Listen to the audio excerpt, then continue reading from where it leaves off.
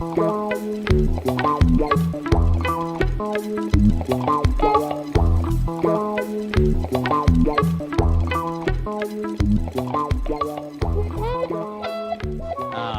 again, the references for today's talk are mainly sections 5 through 9 of this, and then a paper on the archive.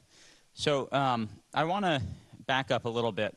The name of these lectures is Integrable Probability, and I never actually told you what I mean by that. And that was intentional. I wanted to first demonstrate what I meant in the first lecture, and then I'll tell you now what I really mean. So an integral probabilistic system, I'll give you kind of a rough definition. It should have two properties. So the first property is that there exists for that system a number of observables or functions of the system whose expectations admit exact and concise formulas. So we saw for q-TASEP that it admitted these very nice moment formulas for q to the xn of t plus n. And the second property is that by taking asymptotics of the systems, of the observables, and of the formulas, one is able to gain access to a description of large universality classes, classes of models, many of which are not going to be solvable in the same way as these particular model, q-TASEP, models that I'll mention today as well, but which describe the universal long-time behavior. And we saw that there are different universality classes, and so of course one wants to probe how large these universality classes are. Okay? So by studying these very nice models which have enhanced algebraic structure, one is able to gain a better understanding of the nature of these universality classes, of their statistics, of their scope, and of different phenomena that occur within them. Of course, behind the existence of these integrable models is algebraic structure. I haven't really gone into the algebraic structure, and on my last talk on Thursday, I'll go into that a little bit. So yesterday, I talked about q-TASEP, and it would seem very ad hoc. I introduced a model, and I wrote down formulas for the model, and I just checked them. So today, I'm going to show you where the formulas come from.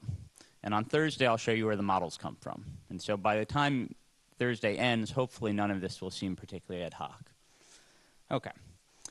So by way of review, let me just recall what we spoke about very briefly. So I defined a model called q-TASEP. This was an interacting particle system. It's a continuous time process by which you have particles that live on the integer lattice. Let's say label them x1, x2, and so on. And the rule was that in continuous time, according to independent exponential alarm clocks, so each particle has a little alarm clock that rings after an exponential random variable amount of waiting time. And the rate of that exponential waiting time is equal to 1 minus q to the gap. Okay, for the first guy, the gap is infinite, so this is just equal to 1. For the second guy, the gap here would be 1, so it would jump at rate 1 minus q. So these are not the probabilities of jump. Okay? These are the rates at which these jumps occur. And of course, once one of the jumps occurs, for instance, x1 moves to the right, now the gap for the second particle is 2. So the rate at which the second particle jumps is changed to 1 minus q squared. Okay? So a continuous time process. I showed you that there was a duality between q-TASEP and the q-boson process. I'll remind you, q-boson process involved these stacks of particles of height I called yi, moving one particle, again, according to exponential waiting times with rate 1 minus q to the yi. And the relationship between these two processes, which we used, was the fact that they were dual, which in terms of formulas meant that for a particular initial data for the q-TASEP system, if I took the duality functional, which was xi, which amounted to the following, then the time derivative of this expectation, this is a product I equals, I guess, 0 through n, was equal to the q-boson generator applied to the same expectation. Yeah. And from this, we were able to write down formulas, or at least I wrote down a formula and then checked a formula for this particular expectation for one initial data, for step initial data. So I'll remind you that step initial data means that xi at time 0 is equal to minus I for I bigger than or equal to 1. Okay? And there was a formula, and here I'll go from the y variables. I'll recall y variables just keep track of the number of particles in each spot, and then I introduced these n variables, which kept track of the ordered locations of all of the particles. So I'll assume that the sum of the y's is k, in which case there are k particles, and I just keep track of their ordered locations. So translating this into n's, we got a formula for xni at time p plus ni. And this was an exact formula, which I'll very briefly recall. There were some constants, contour integral, and then there were three parts. There was product a less than b, ratio za minus zb minus za minus qzb. Then there was a term e to the tz q minus 1, so zi, 1 minus zi into the ni, and then dzi over zi. Okay, and the contours involved a very special nesting. So the zk contour was a small contour around 1, and then the subsequent contours were nested so that they included the image under multiplication by q of all of the previous contours, as well as 1. Okay, so this was the output, and I showed you that you can actually use this formula ultimately to prove certain asymptotics. So you can take generating functions of this, which identify something called the EQ Laplace transform, which identifies the distribution of the random variables in question, particularly the one-point distribution. And then by taking asymptotics of that, you're able to study the long time as t and n scale to infinity behavior of this system for any value of q. Okay? You're able to show certain universal scaling limits for this. Okay, so that was what we did yesterday. So what I'm going to do today is I'm going to confront the question, where did this formula come from? And I'm also going to ask the question, what if you consider other initial data? And I'll try to answer both of those questions, and then I'll try to go a little bit further into some generalizations. Okay, so this will go under the name of the Q-boson process spectral theory, or Bethe ansatz, that I'm going to describe to you now. So as I was saying, the Q-boson process, it's a particle system. Now, before I was restricting myself to a system which just didn't have any particles coming in and didn't have any particles going out of 0. It's convenient actually to extend this to a process on all of z. So I have my yi's, and particles can just keep moving to the left, and they can come in from the right. So again, this was at 1 minus q to the yi. I will restrict myself to the n particle sector, and then let me just recall to you what the Q-boson generator is in terms of n variables. So in these n variables, is there any question of what these n variables mean? I think it's clear. You just ordered locations of particles. So in terms of these n variables, the generator restricted to the k particle sector, so this space where there's only k particles, acts as sum over all clusters of n, cluster I of n. So clusters are just places where these are strict equalities. So, 1 minus q to the size of the clusters. So it's, and then the discrete derivative acting in the last variable of that cluster, which would be written as such.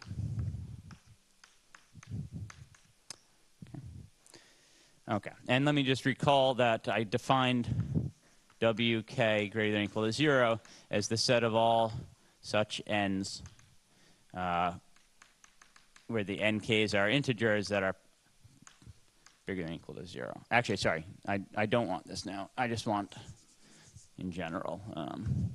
So they don't need to be bigger than or equal to 0. Okay, so this is the state space. So the observation which was important yesterday was that was the following. So I'll define the free generator. This was the process when you're away from the boundaries of this vial chamber. So when all of the ends are distinct, the generator actually is equal to what I'm going to write down is I'll call the free generator. So I'll call this curve L. This is just 1 minus q, the sum in each coordinate of the discrete derivative in that coordinate. And let me remind you what the discrete derivative is. So in one variable, it's just equal to this. Okay. So this is just the generator for a continuous time random walk to the left at rate 1 minus q. And then I'll define something I'll call boundary conditions. And I'll say that a function u satisfies boundary conditions if for all I, the application of this sort of skew bound, the discrete derivative in the I minus the q times the discrete derivative in the I plus 1 coordinate evaluated at ni equals ni plus 1 is equal to 0. And this should be true for all I in 1 through k minus 1. Okay.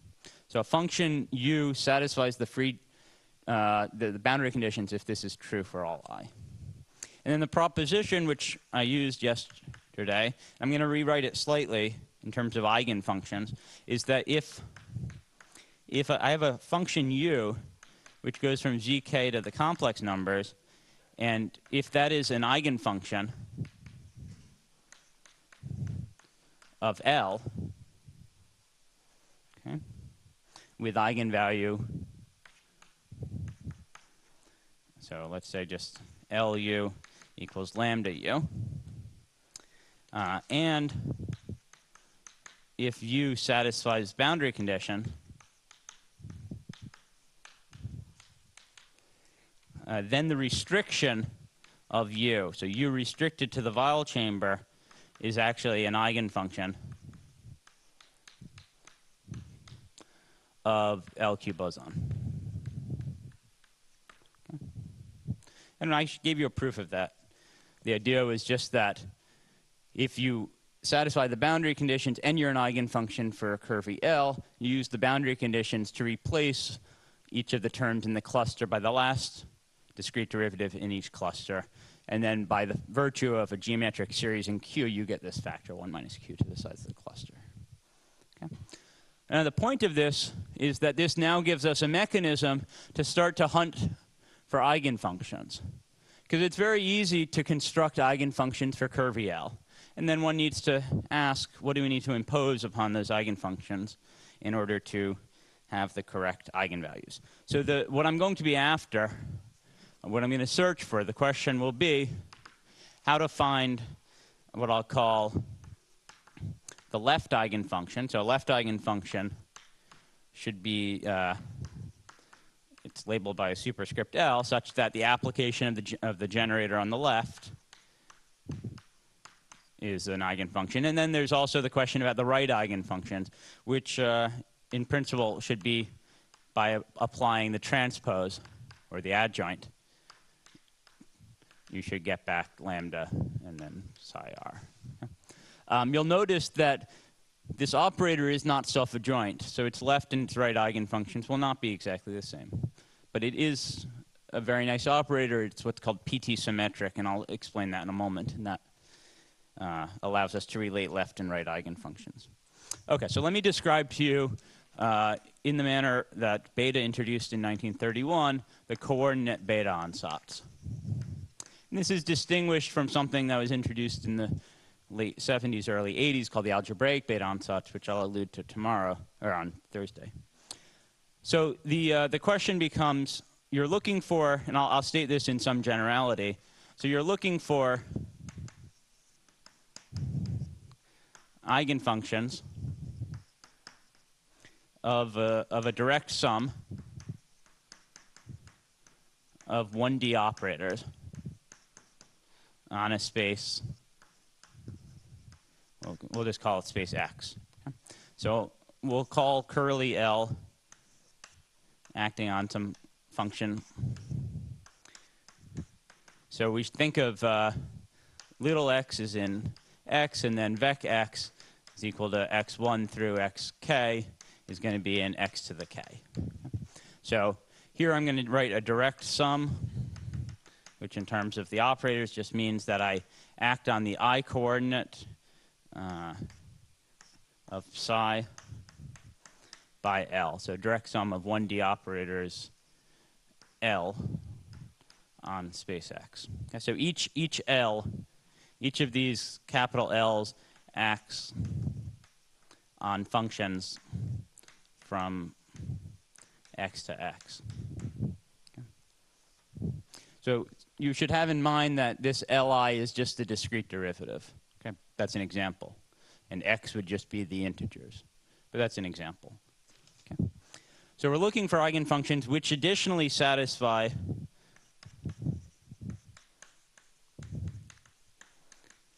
boundary conditions. And the boundary conditions need to be a certain type. They should be two-body boundary conditions involving nearest neighbor labels. So in other words, they satisfy boundary conditions that depend on some operator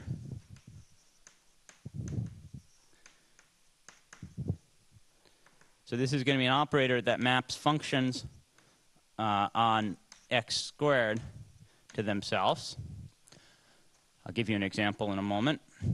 And the form of the boundary condition should be that if I take that operator and I act in the I and the I plus first coordinate on psi, then the restriction to xi equals xi plus 1 should equal 0 for all I between 1 and k minus 1. So again, so by example, you can imagine that this Li is the discrete derivative, and what would we think of the B, let's see, xy, or B12. This would act on a function, let's say B12.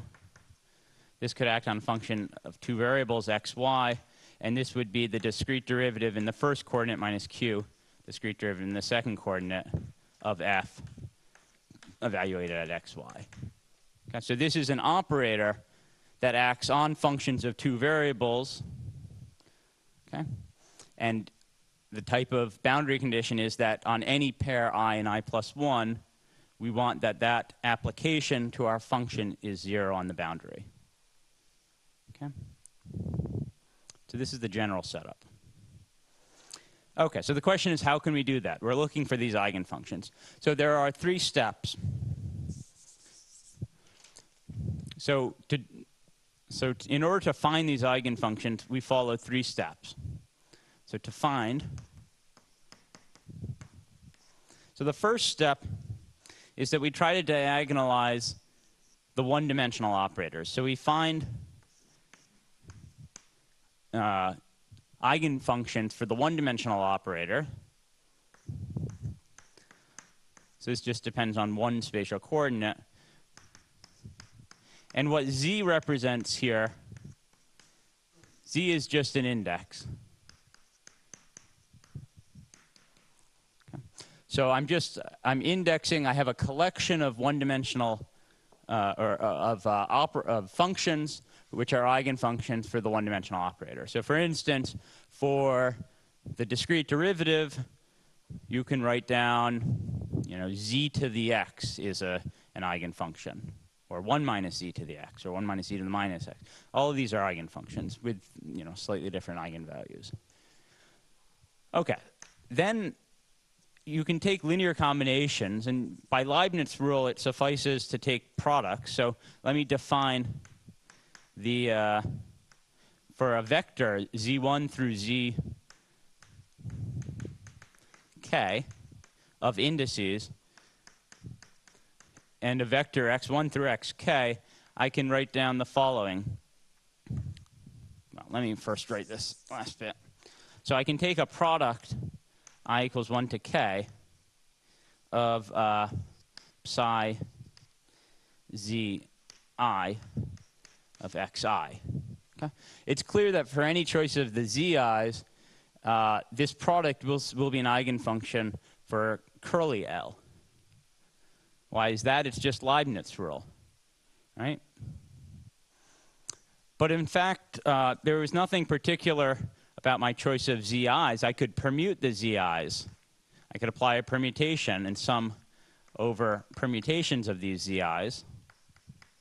Moreover, I could put in arbitrary coefficients depending on the permutation and depending on z. And this will still be an eigenfunction. So this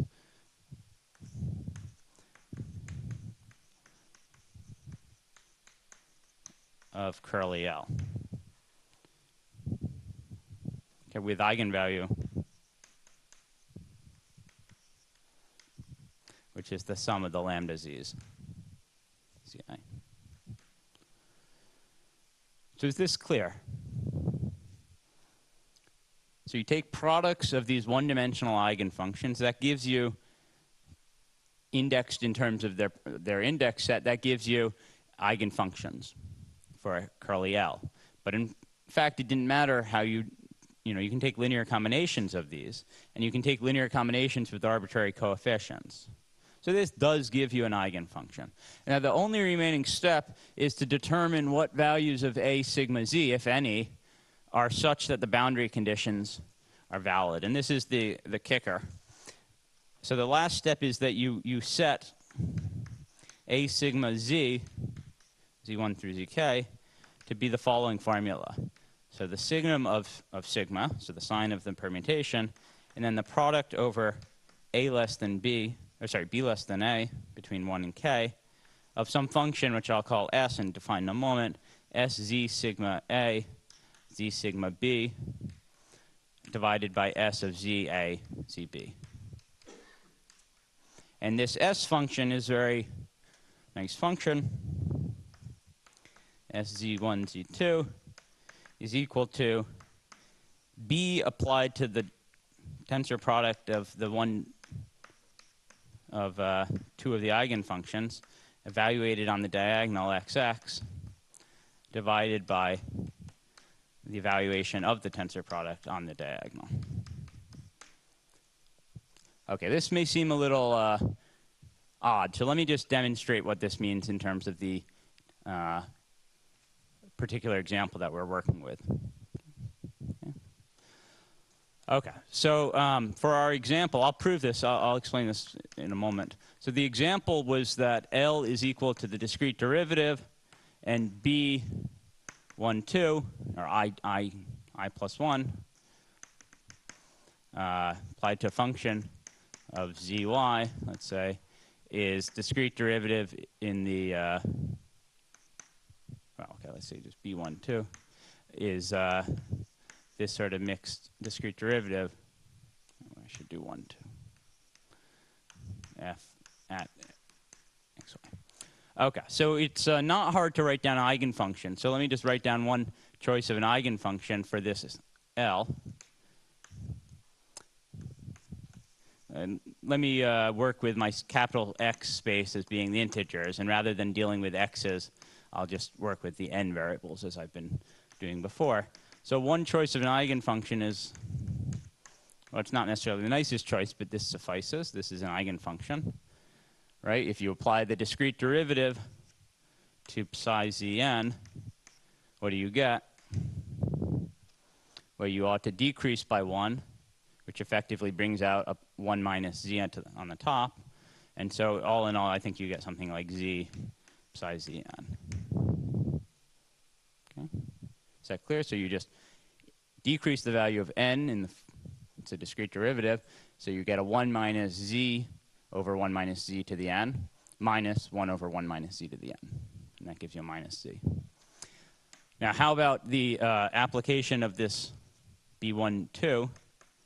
Well, so you should apply this to the function, which now is 1 over 1 minus z to the n1 over 1 minus z2 to the n2. And you evaluate that at the value n1 equals n2. So we'll just say n. So evaluate this now for n1 is equal to n, and n2 is equal to n. And then divide the outcome by 1 over 1 minus z1 to the n, 1 over 1 minus z2 to the n.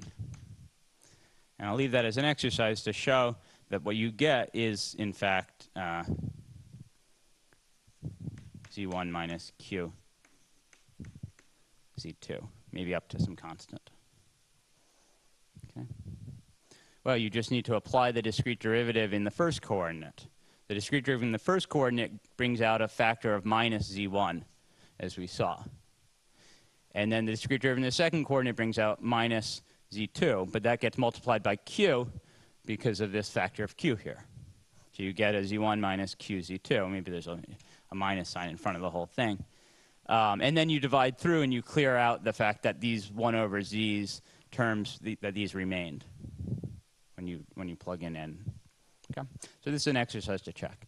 So in fact, this is what my s z1, z2 is supposed to be. Okay. So let me just very briefly tell you how. Well, okay, let me finish with the kicker, which is that once you've done this, step 1, 2, and 3, the outcome is that the psi z that you get is now an eigenfunction, a left eigenfunction for curly L, which satisfies the boundary condition.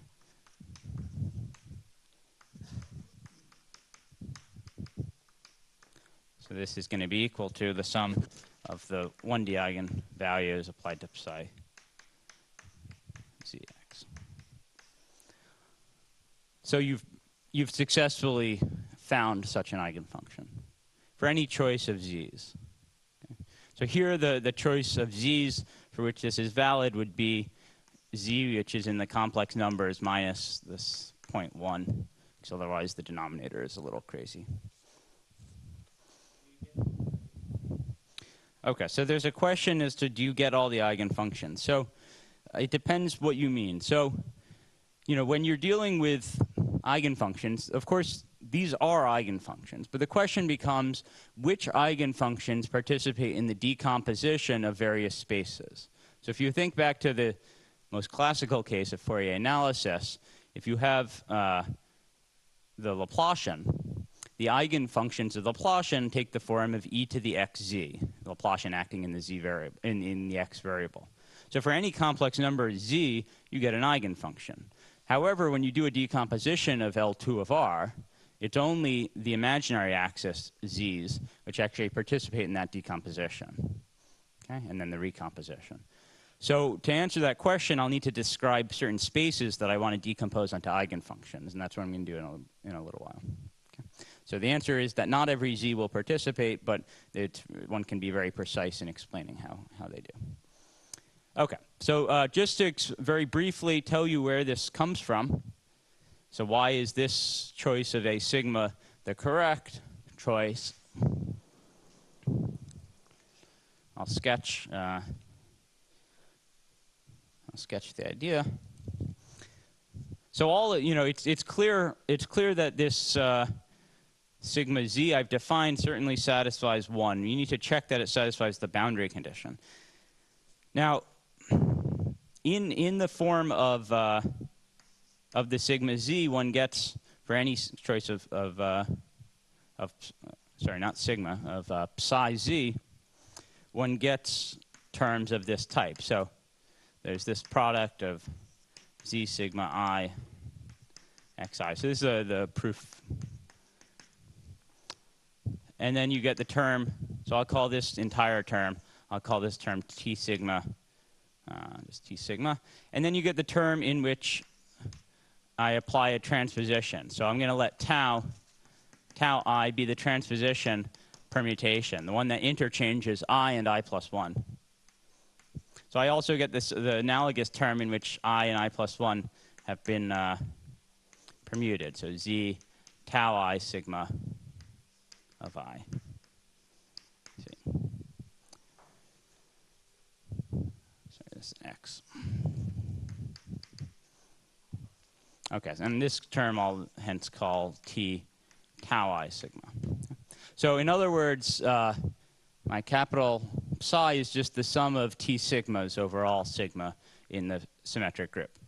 Now what I want to show is that if I apply So I'll call this thing star. I want to show that if I apply bi I plus 1 just to the term star, and then I restrict to xi equals xi plus 1, I want to show that I get 0. Now, if I can show that is true for every choice of sigma, then of course it's true for the sum of all of these terms. And the sum of all of these terms is equal to twice psi, because I'll double count permutations. Okay. Well, in fact, this is, in one sense, this is, I'm not going to just check that it's true. I'm going to use this, I'm going to try to prove this to be true, and in so doing, I will find my values of a sigma and of s. So how can it be true? How can this be true? So how can this be true? Well, let's note what happens when I apply bi I plus 1 to the t sigma term, to this term. And then I evaluate at x with xi equals xi plus 1. Well,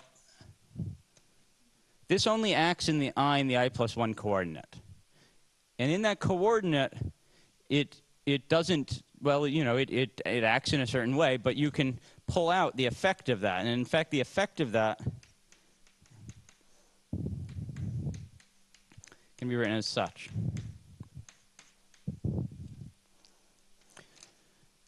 So T sigma is just this initial term. And if I multiply by my S term, what the S term does is it kills two of the terms in, it kills the Z, or the Zi and the Zi plus 1 term in here. Okay? And, sorry, this is sigma sub Zi.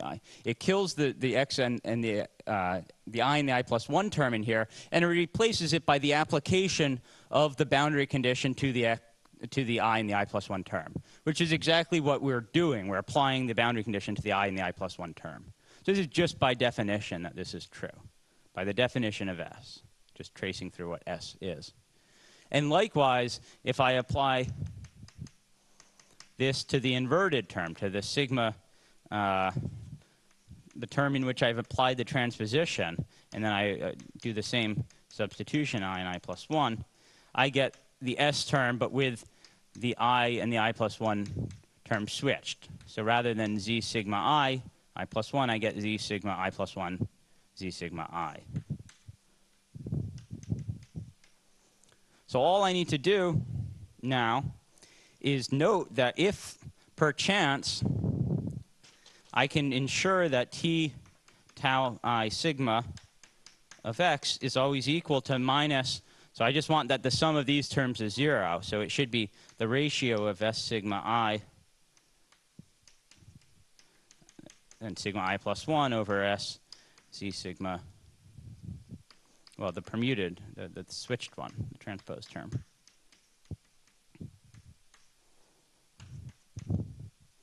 So if I can ensure that this is true for all I, then of course the sum of these two terms will be 0, meaning that this is 0 for all I.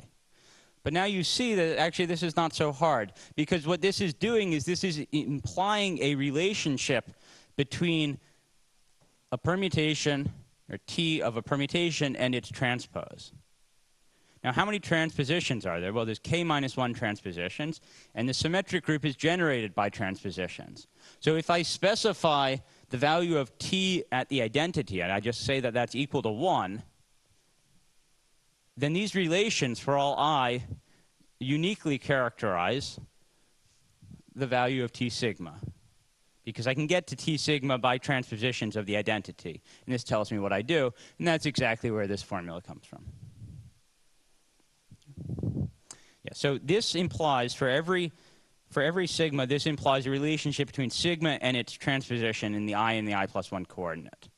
Okay. But the transpositions generate the symmetric group, so you can get from the identity to any permutation uniquely via transpositions. Okay, one checks that it doesn't matter the order you go in. And since this should be true for all I, between 1 and k minus 1, this uniquely characterizes the values as written here. Okay, one just checks that that's the implication. Okay, so this proves the coordinate beta ansatz. Now, there's one remark I want to make, which is that for those who have seen the coordinate Bethe ansatz before, you generally encounter something called the Bethe equations. What the Bethe equations correspond to is that people typically are interested in studying these types of systems in a finite domain. They're interested in studying different lattice models or particle systems in finite domains. What a finite domain corresponds to is an additional set of boundary conditions on eigenfunctions. Right? Eigenfunctions need to be consistent. For instance, if you had periodic domain, they need to be consistent with respect to rotation around that domain. That would impose some additional conditions on the eigenfunctions, and those additional conditions impose restrictions on the values of z. So in general, when you're dealing with Bethe ansatz on a finite domain with various boundary conditions, you need to impose additional restrictions on the what's called spectral parameters, on the z's. And these conditions go under the name of Bethe equations, and they are typically hard to analyze. And this yields what's called quantization of the spectrum. In other words, you only get that for special values of z. For a discrete set of values of the index set, you additionally satisfy the boundary conditions. Okay? Luckily, we're not in that situation, so we have no quantization, and the story is a little bit easier for us. But, okay, so let me just summarize in terms of the example we've been working with. So based on this example, what is the left eigenfunction that we get? So a corollary, actually let me just, yeah, I'll leave it here. So a corollary is that if we define, so for z1 through zk in complex numbers minus number 1, if we define psi l z, so vector z, whenever I put an arrow above, it just means the vector 1 through k. So I'm going to just define an eigenfunction using this Bethe ansatz. I'll write it slightly differently than over there, and I'll tell you why they're equivalent. Now, what this application of sigma to something means is it just means that in the z coordinates, I should permute the indices according to sigma. So I'm just saving myself a little bit of room. But in general, if I apply sigma to a function of z, let's say 1 through zk, then this is equal to f of z sigma 1 through z sigma k. Okay? Just so we're clear. And then the product of the one-dimensional eigenfunctions, which were these terms. Sigma doesn't act in the n variables. It only acts in the z variables. Okay? So this is an eigenfunction, I claim, with eigenvalue LQ boson applied to on the left is equal to 1 minus q, sum of the z's, and then again, the left eigenfunction. Okay, so this looks slightly different. This expression is the same. It's just the product of these one-dimensional eigenfunctions. I said that the S matrix term, or the S term, was this z minus qz2 term. So that's certainly there in the numerator. It's not there in the denominator. But you notice the denominator here in the a sigma, it doesn't depend on sigma. So it can be factored out entirely of the whole thing. It's just a constant. It's constant depending on z, but it's just a constant. So I could actually just factor this term out. On the other hand, I have a signum of a sigma.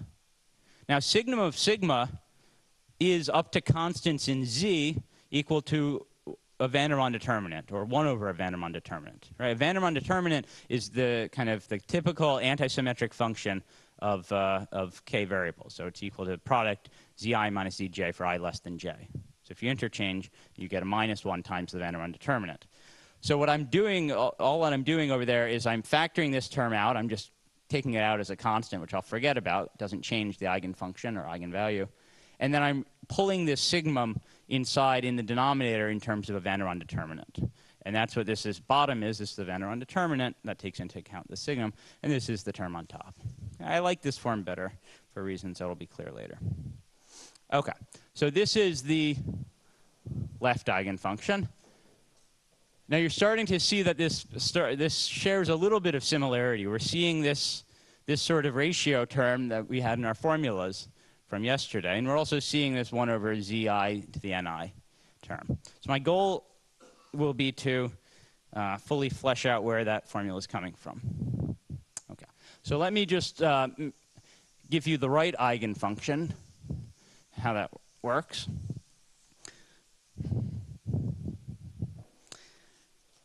So in general, since we don't have a self-adjoint operator, we need to use something else. And the something else that we use is something called PT symmetry, or PT invariance. And what it translates to is it's essentially a joint space time reflection or reversal symmetry of the operator. So let me explain what this means. This is something which is always present for totally asymmetric zero-range processes, of which the Q-boson system is an example. But I'll just explain it, and it's easy to prove. So the first observation is that for every alpha bigger than 0, there exists product form invariant measures of the particle system, so of this Q-boson system. So now I'm no longer thinking about a k-particle system. I'm thinking about my original formulation in terms of these yi's, and I'm saying that there exists an invariant measure for the evolution on all of z, by which the number of particles at each location is chosen independently initially according to some distribution I'll give you in a moment. And that measure is going to be preserved by the dynamics. This is a general property of, as I said, totally asymmetric zero-range processes, which is that for any kind of density parameter, I can describe the one-point distribution. So I have these product invariant measures, and the one-point marginal, in other words, the probability distribution at a given site, is chosen according to some distribution I'll call mu alpha. Let's say the number of particles at 0 is chosen by alpha to the y0 divided by product of g1 through gk, where here g y is equal to 1 minus q to the y. So the general statement is that if you have a zero-range process with jump rate g y, given y particles at a given position, this is a formula for the invariant measure under some weak conditions on the g's. Okay. So then the statement of PT invariance says that LQ boson, or in general, the generator of a zero-range process, is equal to its adjoint in L2 of this space, conjugated, so this is in L2 of y mu, conjugated by this p, which is just a space reversal or parity flip. So what it does is it takes my y and it changes the order of, so in other words, here's my y's, here's, let's say, y minus 1, or this is minus 1, here's 0, here's 1, and it just flips the whole thing around 0. So the flip would be 2 particles, 1 particle, 3 particles. Okay. It just does a space reversal. Okay, so the implication of this is actually an easy thing to prove. The implication of this is that the right eigenfunctions, so let me summarize this up on top. I'll leave these two together.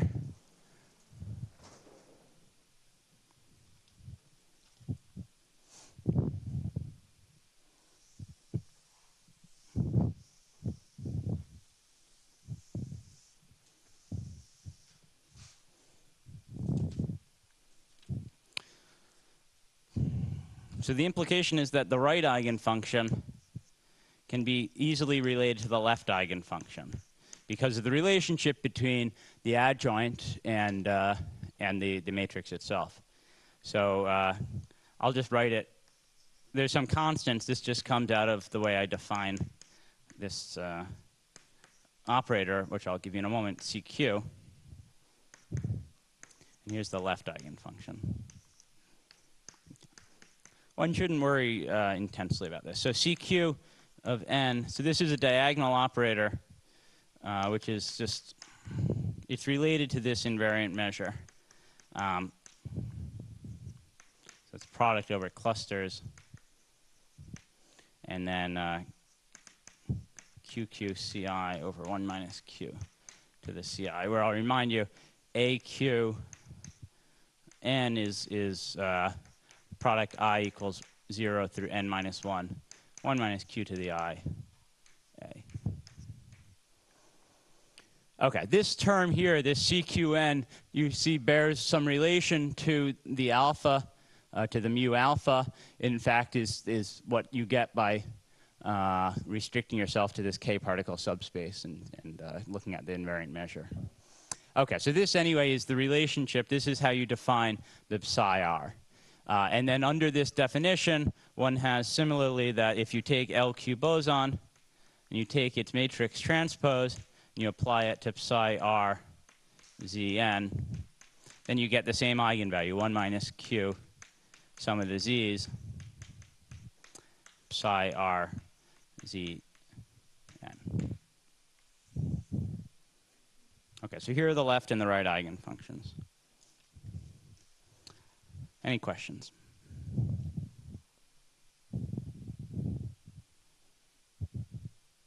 The left one is a little easier to understand. The PT invariance takes a little bit to think about. But you shouldn't worry so much about it. Okay. What I want to describe to you now is the answer to the question that was posed earlier of which eigenfunctions actually participate in decomposition of various spaces. And I'll work in the easiest possible setting, which I'll describe now.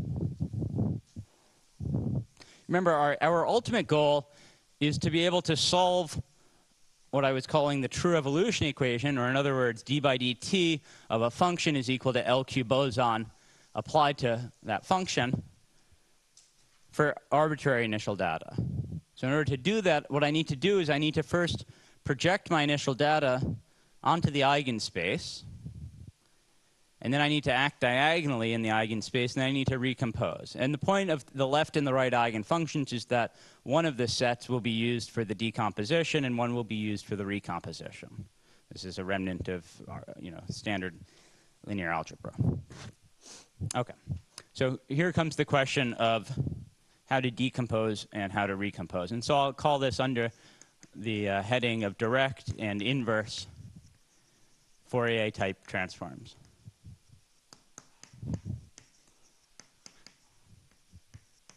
Because, of course, this is a generalization thereof.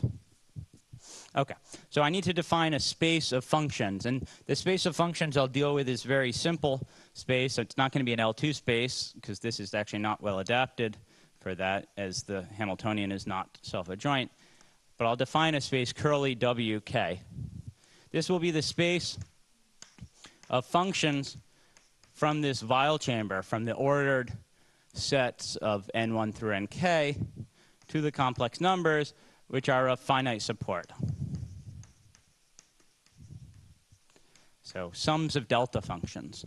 So one example of such a function would be the function that takes a vector n1 through nk, and it gives 0 except if n1 through nk is equal to 17, 17, 17, 17, 17.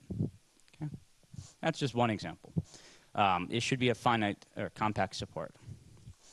Now, I'll need to define another space, which will be the target space, the space that the transform acts between. And I'll define that. It will seem less natural, but it certainly comes out. It is the space of symmetric Laurent polynomials in these variables, 1 minus zj's. Okay. So what this means is it's, as I said, symmetric Laurent polynomials in the variables 1 minus zj. So polynomials need to be symmetric if you interchange any of the zj terms, and they can be Laurent, meaning that they can involve positive or negative powers of these terms. Okay. So here's the direct transform. So the direct transform I'll denote as mathfrak f. It's going to map me from the space wk to the space ck. You should have in mind as a parity, if you look at just usual Fourier series, then you're going from the space z, so functions on z, to the torus. And then when you do the recomposition, you need to integrate along the torus. So a similar story is going to go on here. So we're going to go first from a space, well, some generalization of z, so this Weil chamber, onto a space of functions of complex numbers. And then when we do the recomposition, which will be harder than the direct transform, we'll need to do a certain contour integral. So here, how is f defined? So if I take this curvy f, I apply it to function f of z. It's just defined in the same manner as one would for usual Fourier series, which is the sum over all elements of the Weil chamber, and then you take a product with the right eigenfunction. So in the k equals 1 case, this would just be, effectively an analog of the Fourier series. Okay. Now the inverse transform. So how do you go from such a thing, and how do you invert such a transform? This is not a trivial question. So the inverse transform I'll denote by j. It should go from ck back to wk. Ultimately, the theorem I'm going to prove to you, or at least state to you, is that whatever I define the j as, it actually does define an inverse. And so let me give you an expression. So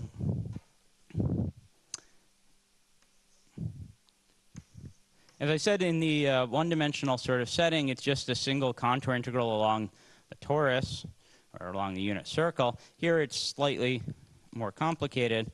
So you get 1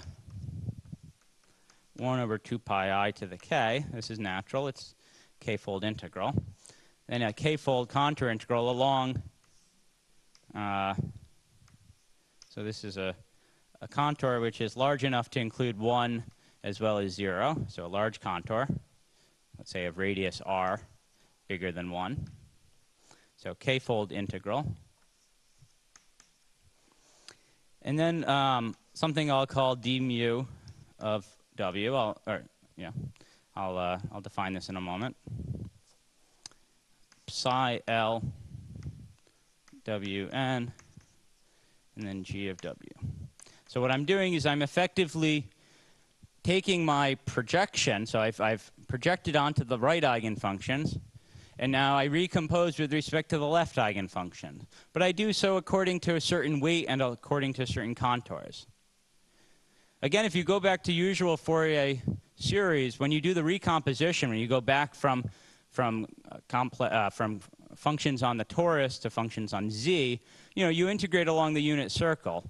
But by analyticity, you can deform away from the unit circle as long as you're dealing with functions which are suitably analytic away from that. So in fact, there is some, there's some ambiguity as to which choice of contours one deals with. The other thing is that, when you do the recomposition, you need to do it with respect to a measure. In the case of one-dimensional Fourier series, the measure is very simple. In the case that we're dealing with here, the measure, d mu, it's called the Plancherel measure, and it's a little bit more complicated. I'll just write it down. It's not terribly complicated.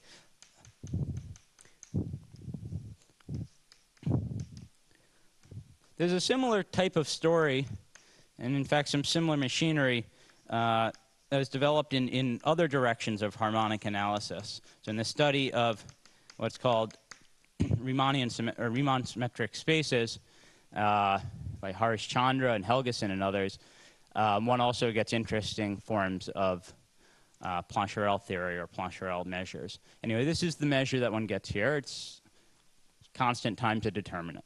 Okay, so it's a determinant measure. So my claim is that these two are inverse to each other. I'll give you one additional form which will be suggestive of stuff we've seen before of this JG term. And then I'll give you the theorem. So this can also be rewritten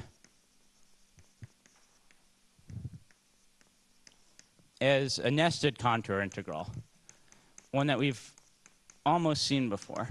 So it's the same nesting structure that I've been talking about, and then this product a less than b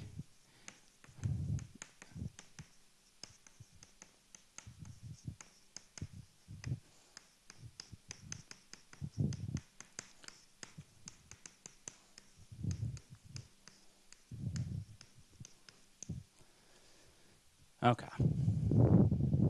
This is almost identical to the formula over there, except I have an arbitrary g rather than the 1 over z term present.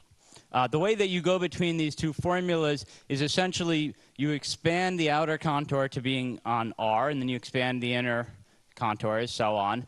You can do that freely until all the contours are on the same contour. And then you can symmetrize the integrand.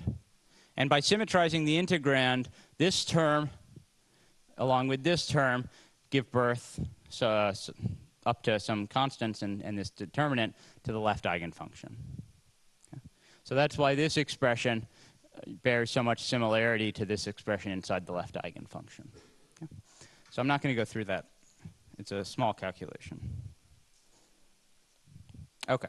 So the theorem is the following.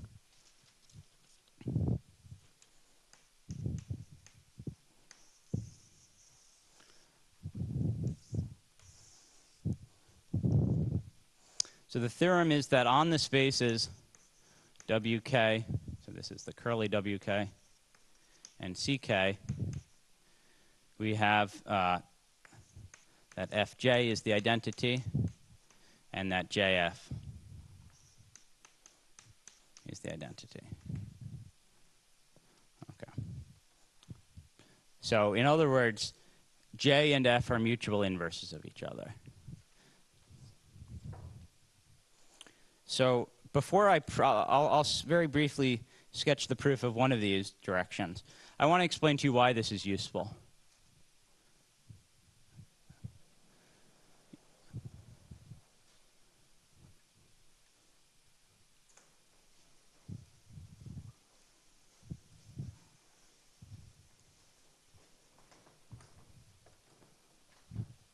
See how we're on time.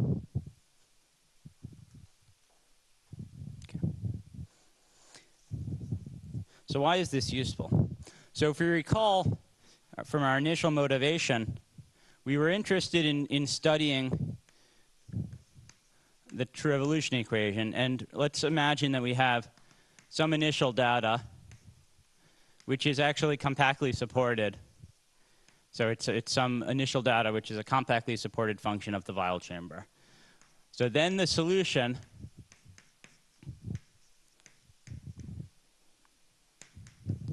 to d by dt h is the LQ boson applied to h with this initial data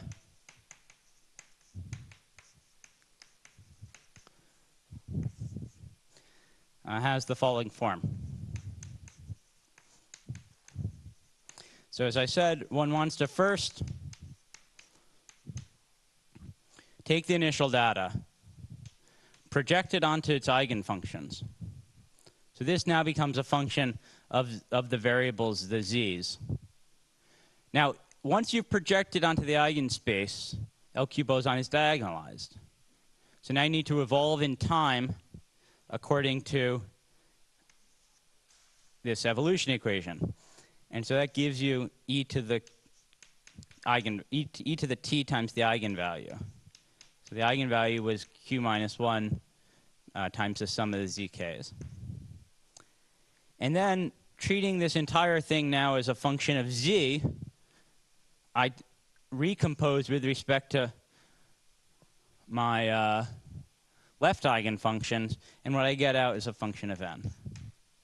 So this gives me a way of computing this. Now, of course, this I can write out explicitly, and I'll just do that here. So I know how to write down j. I'm going to use the nested version of j. So that's this product za minus zb, or za minus qzb, a less than b. and this product, and of course this factors, so it's t to the q minus 1 zi, 1 minus, let's say zj, 1 minus zj to the nj plus 1, and then f of h naught z dz.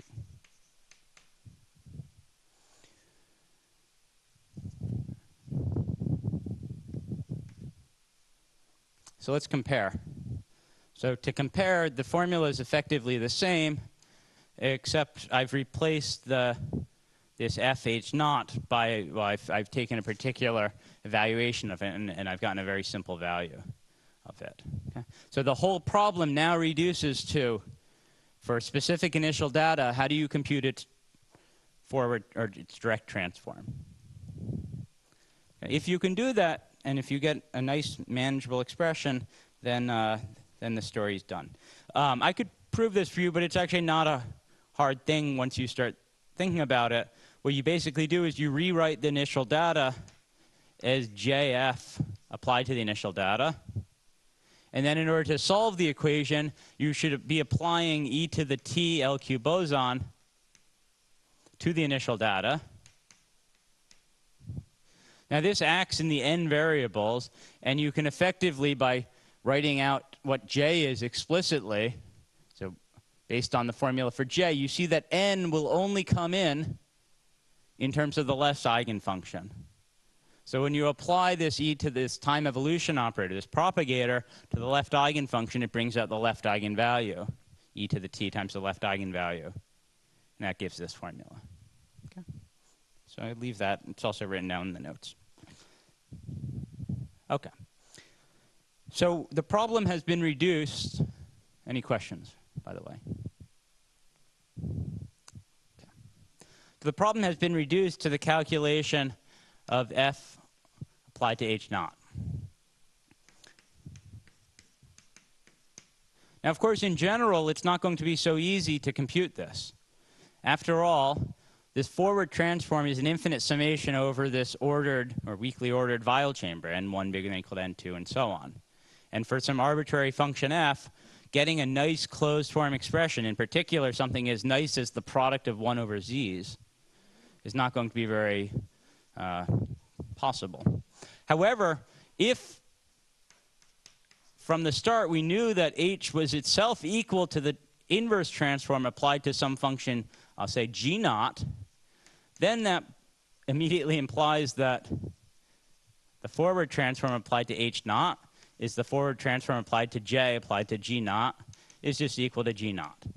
So any initial data, which can itself be written as the inverse transform applied to some known function g naught, immediately tells you what f applied to h naught is. So this is kind of a nice thing. It turns out that in the case we were studying, which was h naught of n is equal to the indicator that all the ni's are bigger than or equal to 1, that this is actually equal to j applied to g naught, where g naught is, and this is a calculation you can check for yourself. And in fact, there's a whole class of types of initial data, meaningful initial data, which arise in this manner. So it's a residue calculation to check that this gives the correct initial data. Actually, it is effectively a calculation we did yesterday. There's one caveat, which is that this h naught is actually not in WK. It's not finitely supported. However, I've stated for you the weakest form of the theorem. One can extend the space on which this Plancherel isomorphism holds to include functions, for instance, of this type. Okay. Okay. I could give you other examples of initial data which can be solved in this manner, but let me forego that in lieu of the limited amount of time. Okay. So what I want to do very briefly is tell you how this is proved. So there are two things to prove in this theorem. There's the first thing and there's the second thing. I'll tell you a little bit about how to prove the second thing.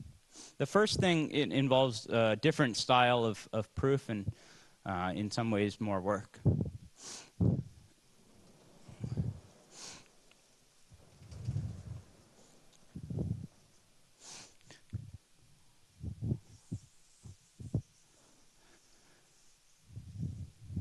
Okay, so recall that I'm going to erase the PT invariance, but I'm going to use it, though, in the form of the relationship between the left and the right eigenfunction in just a moment. Okay, so I'm going to try to sketch very briefly the idea behind the proof. So this is going to be proof that, so I'll define K to be JF, and I want to prove that this equals the identity on WK. So the first observation is that, so let me just, for some notational purposes, I'll think of this,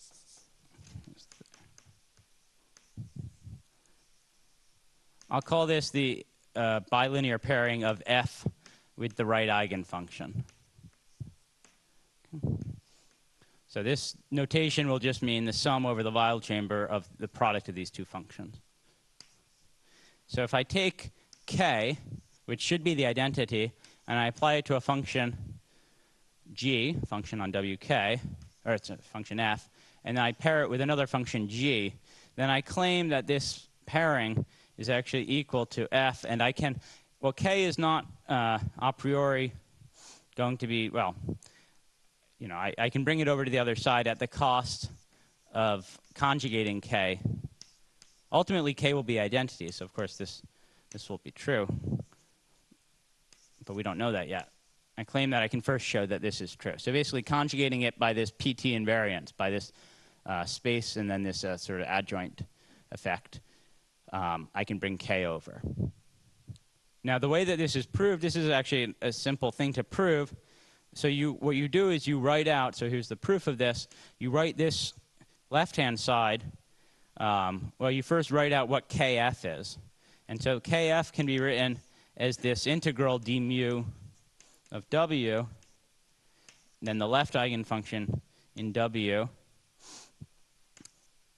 and then F paired with the initial, or sorry, F paired with the right eigenfunction in W. And then you need to pair the whole thing. So this is just equal to the KF expression. That's just by the definition of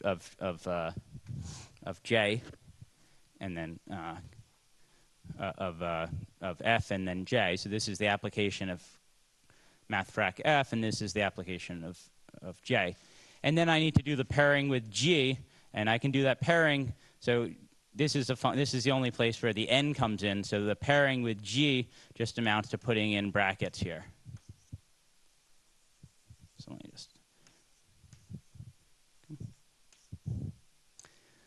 So this entire expression is rewritten in this nice form, which you now see is kind of symmetric, almost symmetric. So here G gets paired with the left eigenfunction, and here F gets paired with the right eigenfunction. But we know that there's a very simple relationship between left and right eigenfunctions, and it amounts to multiplication or division by this function P and then CQ. So by replacing the left one with the right one, and the right one with the left one, and using the symmetry of this pairing, you can rewrite the entire expression up to a factor of this conjugation in such a way that the left and the right terms are switched. And that amounts to switching the order of the F and the G, or in other words, getting the right-hand side here. Okay, so the PT invariance implies this nice relationship between the two sides.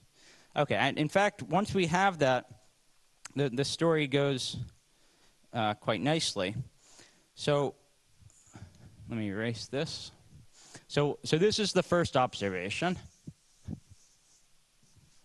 Okay. Now the second thing is that if we need to show that if we take f of n and we set it equal to the indicator function, that n is equal to x, let's say, and we consider x fixed, then what we want to show is we want to show that kf of y is equal to itself the indicator function, that y is equal to x, right? Because if k is the identity, then it should just be this. It should just be indicator function y is equal to x. You just substitute in. So if we can show that this is true for any indicator function, then the result will follow by linearity, because you can form any function in WK by summing indicator functions. Okay. So there are two things to check here. The first thing to check is that kf(x) is equal to 1. Now that can be checked by residue calculus. I'm not going to go through that. That's just a matter of substituting in definitions, computing some integrals. So that I'll just put a check mark. And the other thing to check is that kf of y for y not equal to x is 0. And this is the one that requires a little bit of work. But the idea is to use this PT invariance. So what you can do here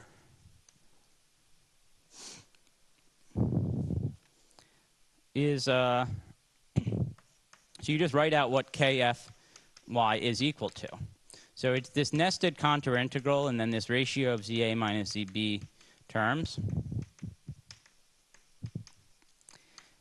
And then products of these 1 minus Z terms.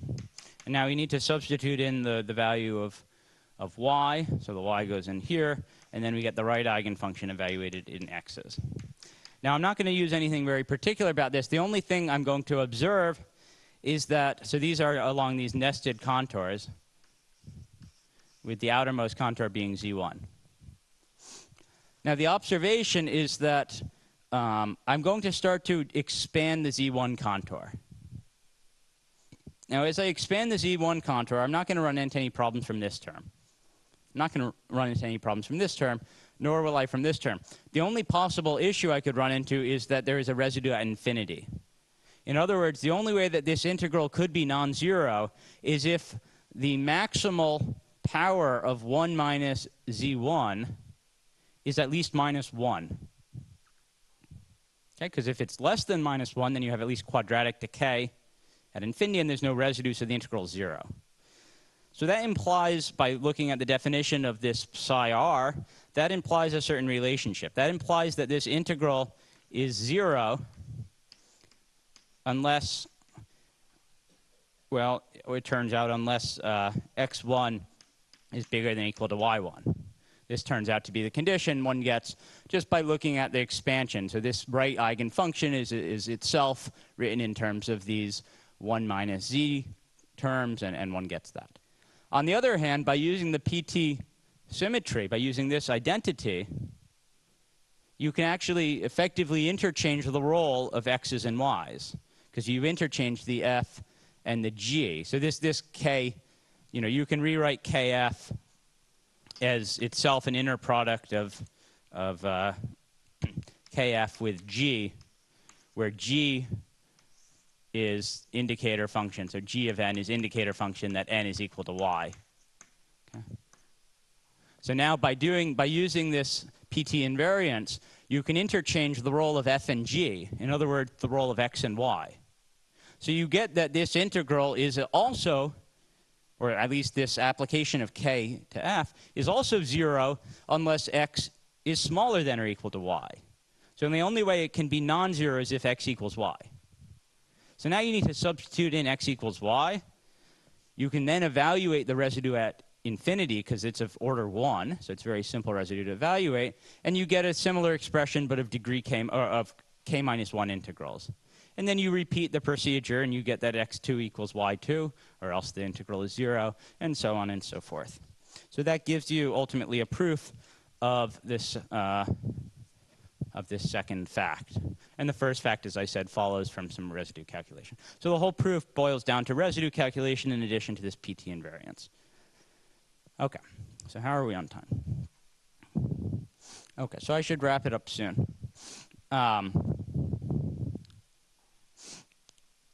Yes, so the closing points I want to tell you is that the story can be generalized a little bit.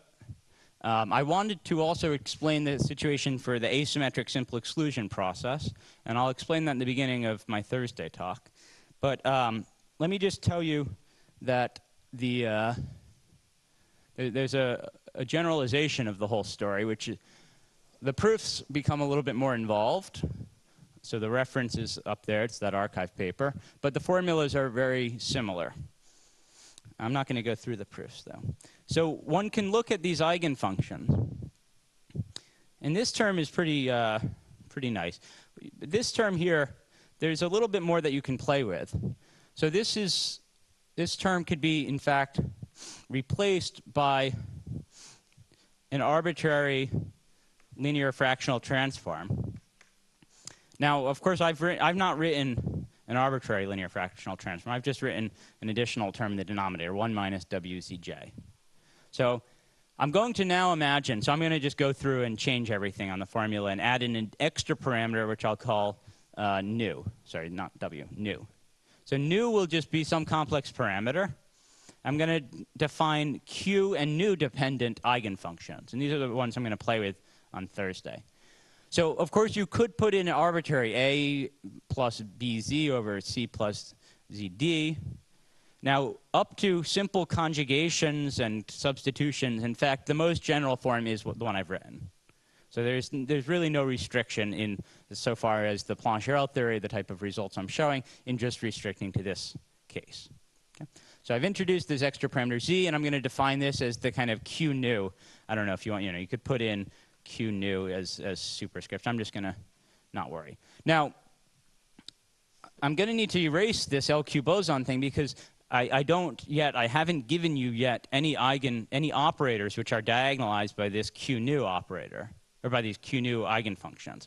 I will, and that'll be part of the goal on Thursday, is I'm going to construct for you, in fact, a 4-parameter family of operators. So matrices which will depend on q and nu, as well as in 2 auxiliary parameters, alpha and beta, such that when they are applied to the left eigenfunction, you get an eigenvalue which is 1 plus beta zj over 1 plus alpha zj psi l. Okay, this is something I'm going to show you. I'm going to construct for you on Thursday. This 4-parameter family. It turns out that this 4-parameter family, it seems to at least, unite all of the exactly solvable or the integral probabilistic systems that we've been working out in the last few years, the last 15 years or so. So I'll show you the construction of this and how it works. But you see that there's a nice decoupling. The q and the nu go into the eigenfunction, and the alpha and the beta go into the eigenvalue. So you actually have a 2-parameter family for every q and nu fixed of operators, of matrices which commute. This is the kind of setting of quantum integrable systems. This is a very nice thing. In fact, using this type of fact, using the fact that there are all of these operators that commute and have the same eigenfunctions, that actually gives you a nice way of proving this first identity, which I didn't go through.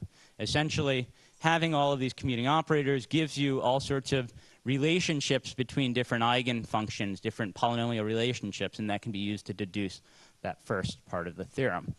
Okay, the right eigenfunction is defined quite similarly, except that the invariant measure for these systems needs to involve nu, and it involves it in a very simple way. It involves it as q nu, or sorry, nu Pontcharmer symbol q ci, and then up to that one has the same result. Okay, I don't want to rewrite. It's the same product. 1 plus.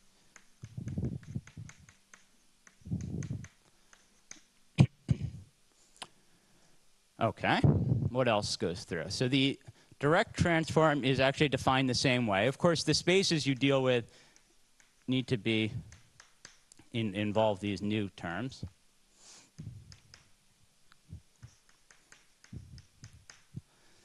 The direct transform is defined identically. The inverse transform is slightly more nuanced.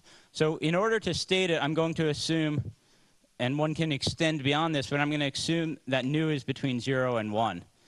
That will imply that nu inverse is bigger than 1, and I'll choose my radius to be between 1 and nu inverse.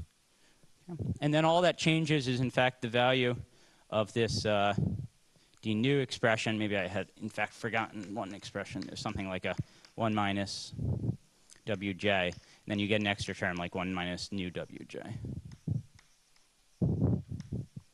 So initially, I had actually forgotten in my definition. I had forgotten this 1 over 1 minus wj, but now you get an extra 1 over 1 minus nu wj. And the theorem holds true. This expression also gets modified by the inclusion of an additional term like 1 minus nu zj, something of that sort. Okay, so the theorem which is proved in that archive paper is that under these modifications, you still have this same result, allowing you to do the same sort of, imply the same sort of machinery as I described before. So what I'll do on Thursday is I'll first explain to you one system, one that may be familiar to you. It's called the asymmetric simple exclusion process. It's a cousin of q-TASEP with the same relative, grandparent, or whatever of TASEP. It's a system which also has duality, and it's a system which also is beta ansatz solvable. The eigenfunctions correspond to taking the value nu equals q inverse. So in fact, that requires a little bit of nuance because I've still assumed that q is between 0 and 1. So in order to define the inverse transform requires a little bit of work. In any case, the eigenfunctions are of this form at a special value of nu. And I'll explain very briefly how that story works. What I'll then do on Thursday is I'll describe to you a discrete time version of asymmetric simple exclusion process, which is actually related to what's called the 6-vertex model, or a conjugated form of the 6-vertex model. That'll put me into the language of quantum integrable systems, or in terms of vertex models. Once I'm in that world, I'll describe to you what's called higher spin vertex models, and then I'll describe to you their duality, as well as what's called the fusion procedure, which allows you to form this 4-parameter family. Now, in the end, this 4-parameter family will unite, in particular, q-TASEP and ASAP, not just spectrally, but also in terms of degenerations of the same Hamiltonian, the same operator. And that's what I'll explain on Thursday. So today, I tried to explain the analog of Fourier theory in terms of the eigenfunctions of the q-boson Hamiltonian. I explained how they arise through coordinate beta ansatz, and how that could be useful in solving the true evolution equations and via duality in computing formulas for general initial data. I also made the note that for arbitrary initial data, one doesn't get such a nice expression for the evaluation of the forward or the direct transform on the initial data. And it's only for those initial data which are amenable to nice formulas that one can use these, at least at this point, use these moment formulas to progress to the point of asymptotics, as I alluded to and proved or stated these Fredholm determinant and Tracy-Whittem theorems yesterday. Okay, thank you very much.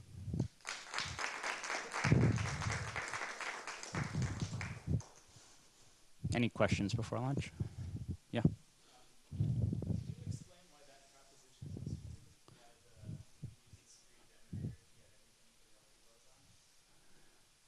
Well, that proposition, that was what I explained on yesterday, right? So that was this reduction of the true evolution equation to the free evolution equation with these two-body boundary conditions, right? That was this use of the boundary condition to replace the terms in the free generator, which correspond to a given cluster, by the discrete derivative in the last coordinate times a geometric series, and that geometric series sums up to 1 minus q to the c. So that's the proof. So effectively described yesterday.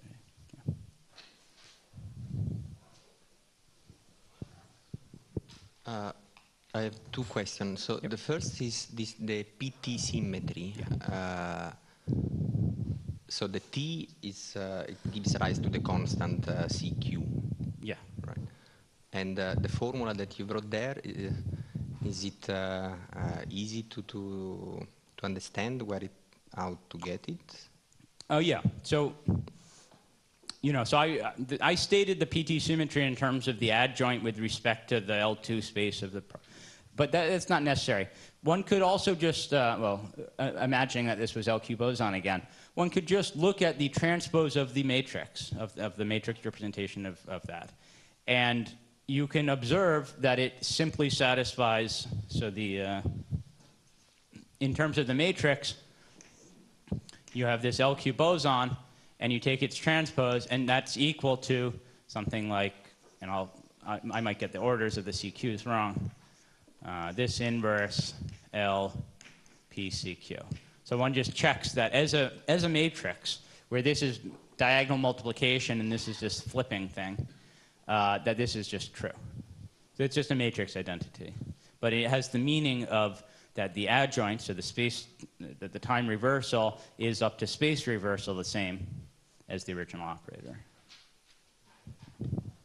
And the other question, I don't know if it's for today or for Thursday.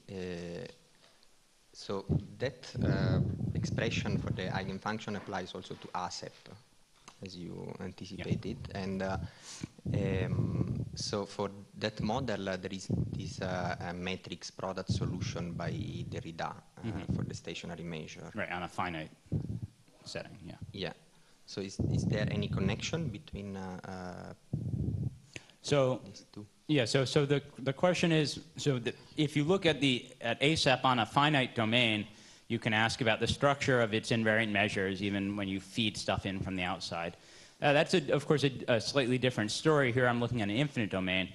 But certainly you can ask whether the existence of such a nice beta ansatz theory corresponds to that. I don't know for a fact the answer. But one question I could ask back at you or back at anyone who's an expert on product matrix ansatz is, so I'll define on Thursday, I'll describe these higher processes. One can ask whether they admit a similar form of product matrix ansatz when restricted to a finite domain. I think that's a reasonable question to ask and may yield interesting answers.